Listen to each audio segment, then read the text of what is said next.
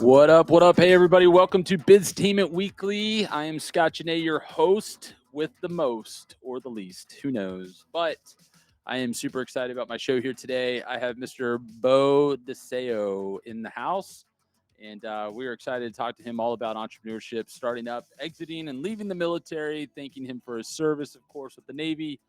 And man, I'm excited about the show. But before we do all that, I like to mention to everybody how important it is that we always mention positive and encouraging post on LinkedIn. So I like to call this my LinkedIn moment. And this is when I bring up positive posts on LinkedIn. Super exciting. And if you don't want your posts read, A, don't be positive, or B, don't be my friend. Never know who I'm going to pull on this thing. Okay, so Adam Mogolansky. Butchered your name, man. I'm really sorry. Well, Adam, who's a hotel advisor, he focuses on technology. He says, if it were easy, everyone would already be doing it. The single mantra can help a lot of people work through a wide range of challenges. But for now, let's use for health and wellness and the revenue implications for a hotel. So then he goes on to talking about to stop smoking cigarettes isn't easy. To lose weight isn't easy. To eat nutritious meals most of the time isn't easy. All these require willpower and a change in habits. So post goes on and on, but I just want to say I absolutely agree. For someone who was 309 pounds 8 months ago, who's down in the 240s and going, I'm 6'2". I'll tell you, it takes a lot, and it's a lot of determination, but my wife and family are my determination. So anyways, I highly encourage checking out that post. We'll post it for you. And then my good friend Kathleen Monahan, used to see her often over at work at Gather Studio, and but she recently posted, and this one's really short and sweet. It says, "Congrats to the class of 2027 on making it through induction day today and taking the oath over there at the United States Naval Academy." Didn't know Beau was in the Navy. I know you didn't go to the Naval Academy. Our CXO did over at Magazine Jukebox. He was Naval Academy grad. But she posted this, and I just want to say thank you. Thank you to all of our servicemen and women. We love you guys, so thanks so much. But now, the most important time of the show. Actually, man, look at that. I even messed that up. I pressed the wrong song. Man, see? That's what happens when you're a podcaster. You don't always get it right. But now it's right. All right. So in the house, Mr. Beau Deseo. Am I saying that? I've said it like 3 times, so I'm saying it right. Saying it perfect. Oh man, that's awesome. Well, hey, look, thanks so much for being on the show. Excited to have you here. Thank you so much for having me. Yeah, man. Absolutely. Well, look, you're welcome back anytime. Just know. So if we mess this up, completely botch this podcast, just come back tomorrow. We'll do it again. We'll just keep doing it. So Beau reached out to me via LinkedIn, and a lot of people know me on LinkedIn, and a lot of people know me through the 7x7 Startup Studios, and through the fact that I'm pretty vocal about what it's like to be a founder and an entrepreneur in the startup world. So I was very honored that he reached out to me, and then I come to find out that he's launching his own podcast, and which is super exciting. And that podcast is called Exano. Exano. Okay. AUXANO. So stay tuned on that, because I think pretty soon he'll be launching his first one. Yeah. Right. Yeah. And so we need to make sure that everybody's tuned into that, which is super exciting. And I will be tuned in to that show. So podcasters help podcasters, kind of like breweries. I don't know if you know this, but like when someone opens up a brewery, it's very well known that brewmeisters, I don't know what their actual technical name is. That may be right, actually, but they like to help each other. So they will help when there's issues, or if there's something that's broken or down, then they can borrow it from a fellow brewery until they can get the part in. So, which is really cool. So podcasters help podcasters, right? And there's that old B&I mantra called the giver's gain. So you want to always make sure you're helping one another out. So, man, I'm excited to have you on the show. Super excited to be here. Yeah, man. And so you spent 6 years in the Navy. Yeah. Right. So thank you for your service. You're from San Diego, right? So West Coast, SoCal, here we are. So those who don't know, I'm from Sun Valley, California, which is also SoCal, about 4 hours northish. I don't know if it's north. I guess it's northeast of San Diego, but right outside of Burbank. But love San Diego. Do you ever get to go back? The last time I went back was 2 years ago, Oh, okay, that's and not I not think too it long was ago. for Christmas. I Nice. think Is your family still over there? my older brother is. Nice, Yeah. awesome. They so he didn't go in the military. He He did did. not. He went a different route. He actually also decided to become an entrepreneur. He has Nice. a coffee truck business. Coffee truck Yeah, business. like What's the name of it? it's called Fellies. Fellies. All right. So and it's in San Diego, No, that one's actually in the Anaheim area, like Anaheim. where the Disneyland is. It's like 5 minutes away. Oh, I know Anaheim real well. And so for those of you who are listening or viewing, make sure you go check out his brother's coffee truck. I like that actually, and probably a huge necessity. You can get into a lot of places and serve coffee. And let me tell you, coffee is like America's legal crack. So it's like I would work, agree. works out pretty good. So and what was the name of it one more time? Fellies Coffee. Felly's Coffee. Make sure you check that out. So, hey, just let them know we want 10% for anybody who mentions Biztainment Weekly. Okay, just kidding. All right. So, why are you wanting to be an entrepreneur? Why would you want to do such a crazy thing? Although I would say is even crazier is you join the Navy, and I'm not saying that in a bad way. I'm saying like, man, you did what 1% or 2% of our entire country does, and I would say that it's probably there's a higher percentage of entrepreneurs than there are those who join the military. Yeah, well, because I'm crazy. Yeah, yeah, okay. Actually, my mom actually was an entrepreneur. I would say she was just because she was in the financial services. Sold life insurance, Yeah, sold real estate, sold any insurance really that you could think of. yeah, And it inspired me because my father, after he became a surgical assistant, got laid off. right. And so he followed my mom into the financial services industry. They became co founders of an insurance company called Retiring America. I don't know if they're still active personally. My mom would always try to convince me, like, you should just try to join the company. And I was like, Mm. no, I'm going to try to get into real estate first, Right, which I ended up doing after during the military. But entrepreneurship just sows good seeds. right. And I think that's most important, especially if you're sowing seeds in a garden that you might not ever get to see, Yeah. but you be able to sow legacies, not only for your family members, but So talk to me like a little bit about what's your what's your background? Like where's your family from? Are they all from San Diego? Or are they from overseas? Where's everybody from? I am a first generation American. So that means that my mom and dad came all the way over from the Philippines. Oh, Philippines. Yeah, Okay. classic Asian immigrant story. They Tell leave. tell mom and dad I said mahal kita. Like I will how do I even know that? Just say that I love them. There's a really funny story about that. My buddy dated a lady from the Philippines, and we used to go visit her at her mom's house, and her mom hated him but loved me. So every time we both show up, the mom would always run around and be like, "Oh, Scott, mahal kita," and so it's like that's all. Anyways, so okay, so they're from the Philippines. That's pretty awesome. And now, so when did they come here? When they were younger, older? Yeah, I am turning 26. My mom literally came to America when she was 24. Wow. My father came to America when he was 30, but he had a stint in Japan Okay. for a while. Awesome. Yeah, before he came. Well, we appreciate them being here. So bringing you here to serve our country, that's like the greatest gift, man. So it's pretty awesome. So going back to being an entrepreneur, so your mom and I get it, the financial world. I've sold life insurance. I've sold, I actually own insurance companies. Been doing that for 15 years. But in fact, I posted about it this morning. But Congratulations. um, so so I like to say this like a pass through generation. Like it's when our parents like sow the seed for us to really thrive.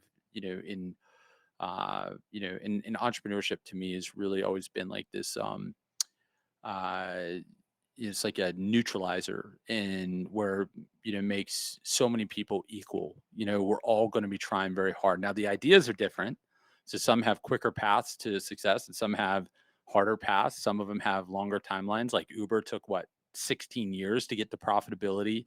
So there's a lot out there that would be in your pathway, but being an entrepreneur and following the footsteps of your mom, um would you say that like now, like getting into it, do you feel that you had a step up with knowing, like, watch your mom, or is it like completely different? Like you never expected what you're facing? Different in the fact that it's not the same industry, but mindset. I think in mindset, seeing her early mornings and her very late nights would be nothing. I could only say that it was inspiring, No. especially as a young kid. I mean, where's my mom? Why is she feeding me? Yeah. But she's out working. I still say that to my mom now. Why is she not feeding me? Like, where's my mom? they so in the military you came out here and you just decided to stay in Virginia. Yeah, yeah. I mean, there was a. It seemed like there was a market for me to be able to try to flourish, to attempt to flourish. So that's why I'm here.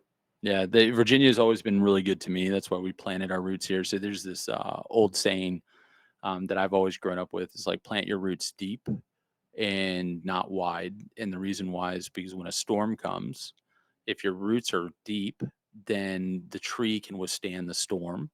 And if they're wide, they'll topple over. So the next time you see a big storm come through, look at the trees that toppled over, and you'll see like these really wide roots, but you never see them deep roots. And it's because the trees that are deep, they're the ones who withstand. Virginia has always been good to me, and man, I love that you're here in Virginia, especially being a fellow SoCal. And not to mention, let's be honest, California is not the same California it was 10 years ago. Like It's not. it really is not. It's not. So you hear that, California? Tighten up over there. What are you guys doing? Nobody of any significant importance is listening to the show as far as government officials. So anyway, so I could say that I'm not worried about them. Okay, so talk to me about what is your business? So Deseo Media is a. I will label it as a content creation, digital marketing kind of hybrid. My plan with the podcast is to be able to have my guests on for free and then shotgun their content out on social media, mine and theirs. That way they get free marketing. And then, hopefully, if it goes well, I would get brand partnerships, sponsorships, ad revenue based off of the traction that I get from my YouTube, Instagram, TikTok, Threads, the entire the entire nine. So there's a really cool company you may want to look into. It's called Click It, with Ricky over at the 7x7 Startup Studios, and so you may want to connect with him Okay. because he's doing not what you're doing, but he's doing a thing where it could bring on like influencers and people that are wanting to get their stuff out there in the world, and it's a way that they can monetize. So, anyways, I'll be glad to make that introduction. But for those of you listening, he was on our podcast a couple weeks ago, and definitely worth a good listen. So go check that out. But um, so so talk to me about, so when you're saying shotgunning it out, like you're essentially going to spit out their content that you created on the podcast, Yes. right? Yes. And in doing so, the idea is that that the circles out there that are listening to it will then share it with their circles, and almost in like some ways a mini viral type way, but it's more of a bootstrapped type viral. Yeah. Yesterday I was actually at Chris Hively. He was Oh the yeah, Chris. Yep. yeah the Yep. MapQuest co-founder, and he talks about Company only sold for 1.2 billion. No big deal. yeah, no big deal, Yeah, right? yeah. But he talks about his concept of 1,000 nudges. And so this is that concept of 1,000 nudges Hmm. of I don't know who your network is. You might not know who mine is. Let's come together and try to make magic. Yeah. So Man, I like that. Yeah, Chris, great guy. I've really enjoyed listening to him, talking to him. Him and I have talked many times, and I always love like these, especially these successful founders. They tend to give you the wink and a nod, like when you have an idea, and they're like, hey, they'll be very supportive and positive because you want to be. But then part of you also wonders, like, do they believe in what I'm doing? Are they really supportive of what I'm doing? And Chris is a pretty honest guy, so I think that you could definitely tap into, knowing him. I wish he was more active on LinkedIn. Chris, if you hear this, get more active on LinkedIn. But I'm telling you, LinkedIn is like the place to go. That's where we met, and it's the place to go for B2B for sure. So okay, so what are some what are some hurdles that you've encountered starting up? Like what are some hardships that you're finding getting started? Is it the the tech side of it? Is it the cost? Is it the financial side of it? Is it, the ecosystem? Like, what are some things you're finding really difficult? Funny story that you say that. Everything. Right. and Amen. and for Okay. that, Agreed. yeah, and for that reason, that just means that I am a small fish in a big ocean. Hmm. But that also leaves me the room to grow and to learn. I mean, YouTube can pretty much teach anything, Right. but it's also resources like 757 Startup Studios, people like you on LinkedIn that make the learning curve just a little easier. Yeah. Yeah, Well, we're gonna get you in over there at 7x7 Startup Studios. that'd be great.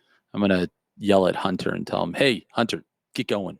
Um, no, Hunter's a great guy. So I know that there's only capacity for some pieces, but um, I think that as you grow into this, and what I love having you on this podcast and why this is so important is that for our listeners, there's a lot of listeners and there's a lot of viewers of the show that are wanting to start their own business. And you are so fresh in this. Sometimes it's even hard for me. Like I look back at Magazine Jukebox going back 3 years ago, and sometimes things flash back to like what that moment was, or as I like to say, that napkin sketch.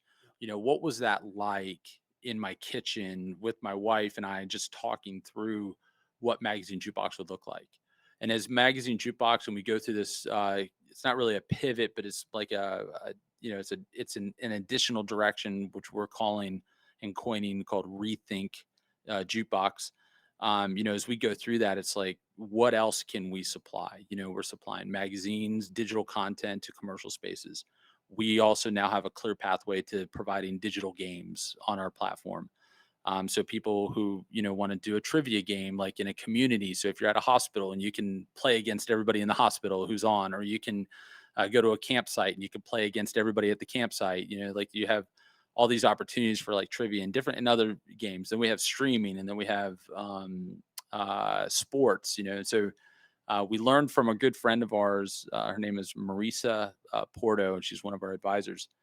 And she's a media expert. And one of the things that she told us is that your two strong or two most loyal people or segmented people out there are going to be those who are involved in sports and those who are involved in games. Those are your two. So it's like, think about the Xboxers versus the PlayStation.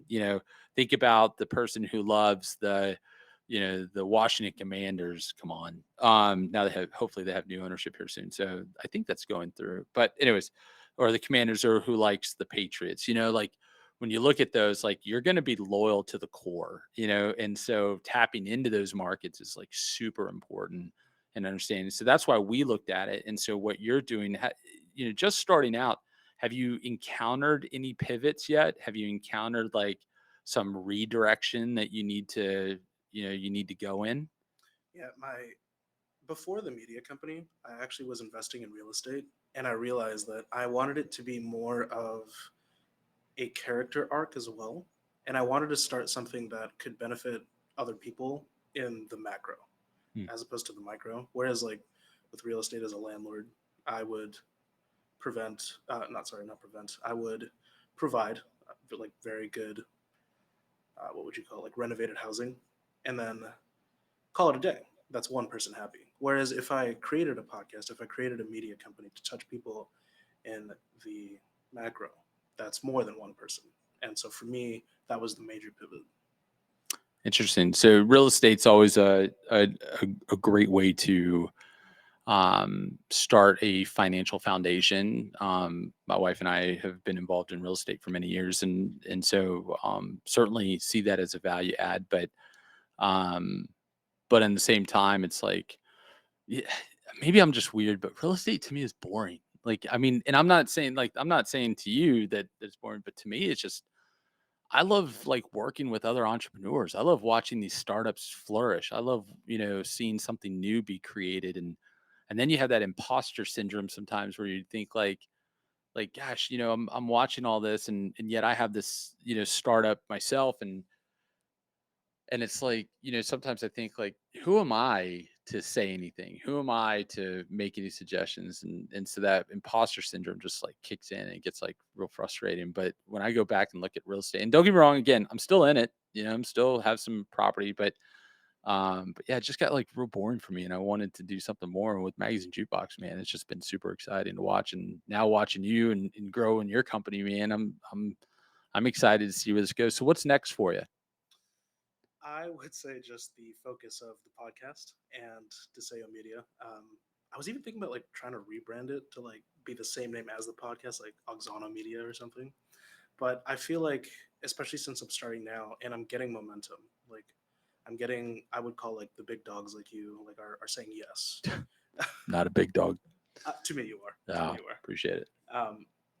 But the fact that you guys are able to say yes means that the seeds are growing and they're bearing fruit in my lifetime. So I think I'm going to, as Gary Vaynerchuk says, like triple down on what I feel like I'm good at, and I think it's this. Yeah. Well, I think that you're definitely on to something, and I think that you could do really, really well with it. Just stay extremely focused. That would be my encouragement to you. And surround yourself with smarter people than yourself. That's always been my thing. I'm like, I'm comfortable with being the least smart at the table. Doesn't mean that I'm not smart, but it just means that the people around me are way smarter. And so the more you can do of that, um, the sky is the limit, because when you surround yourself with those your weaknesses, and you put people in there that are strong in those positions, then man, you just really just thrive. And it's and as you thrive, as I like to say, make sure that you don't let success go to your head, and you never let failure go to your heart. So if you could always do that, always never let success go to your head or failure go to your heart, and you'll do great. And I mean that. So tell me, like, what are some things that you're looking for right now? So you're looking for guests for your show. Yes. How do they find you? They can find me on Deseo Media at Instagram. They can find me on Deseo Media on TikTok. They could find me on DeseoMedia.com. They could find me on Deseo Media Company on Facebook, almost every social media platform. And Deseo is spelled Deseo. All Yes. right. So just want to make sure we got that right. Well, awesome, man. Well, look, it's been an absolute pleasure having you on the show. We do really short shows. So that's usually, we try to always capture the people's attention span. And I think the last I saw attention span was like 5 seconds. So who knows? But man, it's been great having you on the show. And what we do now, which is really kind of super important time of the show, it's when we get to know a little bit more about you by how you pick your poison. Okay. Now, again, pick your poison. If it's inappropriate, I'll just toss it. We'll grab a different card. But I have not read these, so I have no idea, and I'm about to read them right now, and we'll find out how this goes. All right, you ready? Oh my gosh, that sounds horrible. All